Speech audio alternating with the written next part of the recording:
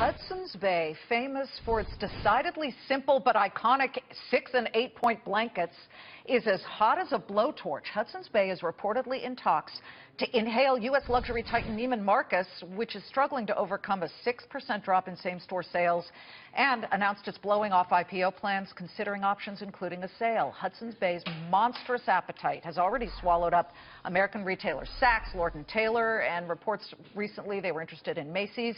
Is this a sign that Canadian retailers are dominating their American counterparts who remain in an ice age? Retail expert Hitha Herzog has major expertise in understanding all the players. Okay, Hitha, the quiet Canadians are kicking U.S. retailers' rears when it comes to showing life and growth? Yeah, it's quite unbelievable, but it's actually very true. And two things that are going on right now. One, Hudson Bay realizes that the American consumer and shoppers all over the world are shopping differently, and they have the infrastructure in order to go ahead and acquire these ancient retailers, like, for example, Saks Fifth Avenue and Neiman Marcus, and bring them into 2017. So if you think about it, you look at Neiman Marcus's same-store sales, they were down 6.8%. The revenue was down 6.1%.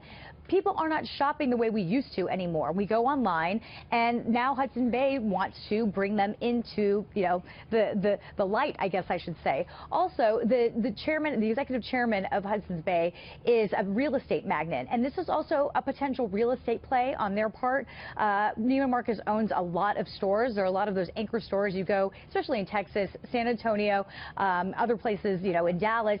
They're looking to possibly offload those and generate a revenue for Neiman Marcus. It hasn't since the acquisition in 2013. They haven't really recovered from their EBITDA. They've been $5 billion in debt. And Hitha? Yes. I was just going to say, Amazon is being blamed for killing a lot of brick and mortar stores. It almost sounds like Hudson's Bay has the ability to have a great online presence.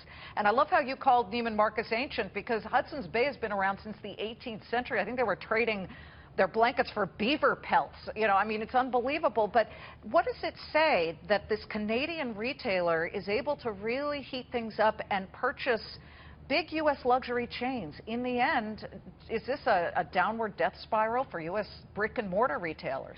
I tried to be a little bit more optimistic than the downward death spiral, but it is, to your point, it's true. We saw Macy's offload a bunch of stores, and, as we're seeing Sears offloading a bunch of stores as well, in the past couple months.